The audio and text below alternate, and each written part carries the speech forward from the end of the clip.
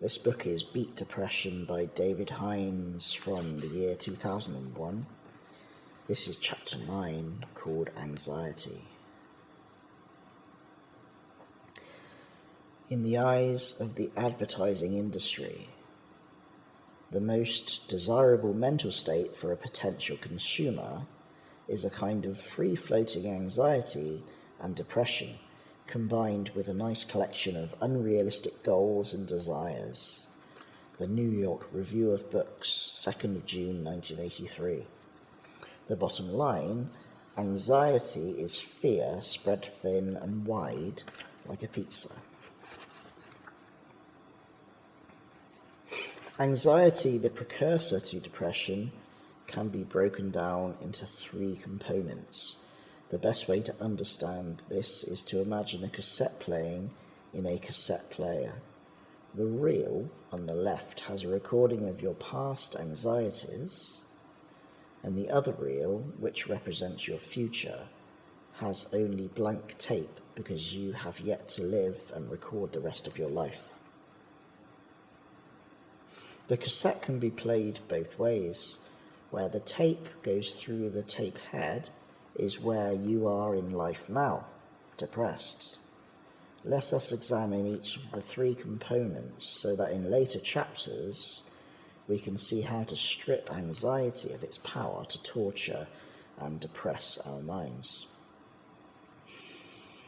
Past anxieties consist of the things that did or did not actually happen to you, but you worried about them anyway, playing them over and over again in your mind, reliving and distorting the memory with every replay.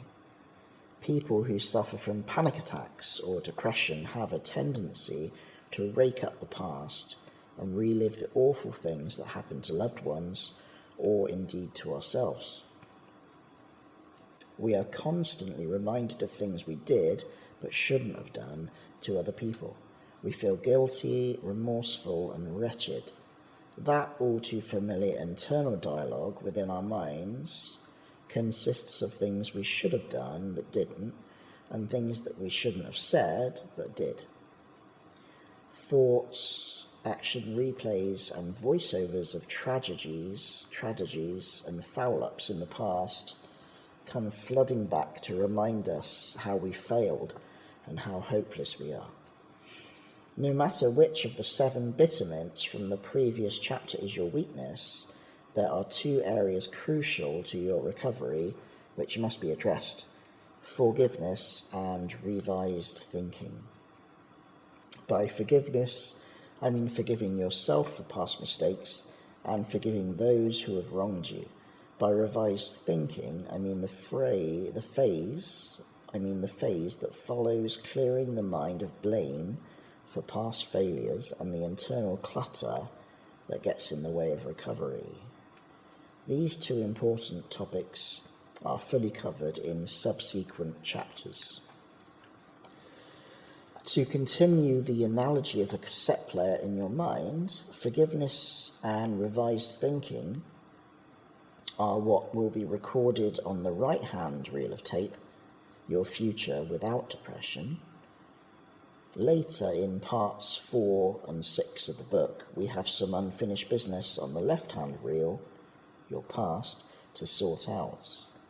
In the meantime, let's ease our more immediate anxieties passing through the tape head with an excursion to Paradise Beach.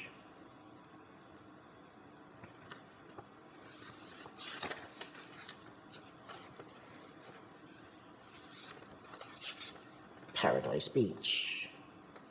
First, read and master the rest of this chapter. Then relax, take off your shoes and close your eyes. Become aware of your breathing and give yourself a few moments to settle. Keep your eyes closed, but imagine what you could see if you were to open them. Fix your mind on just one object in the room with which you are familiar and explore its shape, its texture, its contours. Imagine this object melting in front of your eyes without warmth or danger. Imagine it dissolving into white sand, crumbling under its own weight and becoming an assemblage of sand. Be aware that everything around your object is also crumbling into sand until you are left lying or sitting on an expanse of shimmering white sand. You are on Paradise Beach, a beach of soft, white sand. Towering behind you are palm trees gently swaying in the breeze. In front of you is the crystal clear sea. You can hear the water lapping the beach and feel the warmth of the sun on your skin. There is a slight breeze keeping you at a constant, safe and comfortable temperature. Be aware of the sky above you with its fluffy cotton wool clouds passing overhead and away to the horizon. Feel your muscles relax and become more flexible as you lie or sit on this beautiful island where you are alone and undisturbed. You are happy under the sun and enjoying the peace and quiet of solitude with only the birds to keep you company. Above the sounds of the sea, listen to the far-off cries of seagulls and experience the bliss of freedom from all your cares and worries. If you want to, you can move into the water and feel the gentle waves pulsating against your ankles. Feel the sun penetrate your body, reaching deep into your bones, loosening all your ligaments and tendons, filling you with a warm sensation, calming and relaxing you. Now prepare yourself to leave this place and come back to reality. Keep your eyes closed. Take a last look around you, firmly stamping whatever you see on your consciousness so that you can easily return here whenever you wish. Slowly become aware of the sand around you reverting back into the shape of the object you originally fixated your mind upon. Without opening your eyes, visualize the rest of the room you are in. When you feel ready, gently stretch your body and open your eyes. You are calmer and more relaxed than you were before. Say the following words to yourself with conviction. They will become true and relevant to you as you repeat this exercise once a day for 30 days. Following words. I am feeling calmer and more relaxed. Physically, I will begin to feel stronger and more capable. I will gain more confidence, and because of this feeling of confidence, which I can feel in my very fingertips, I will be able to face things more easily.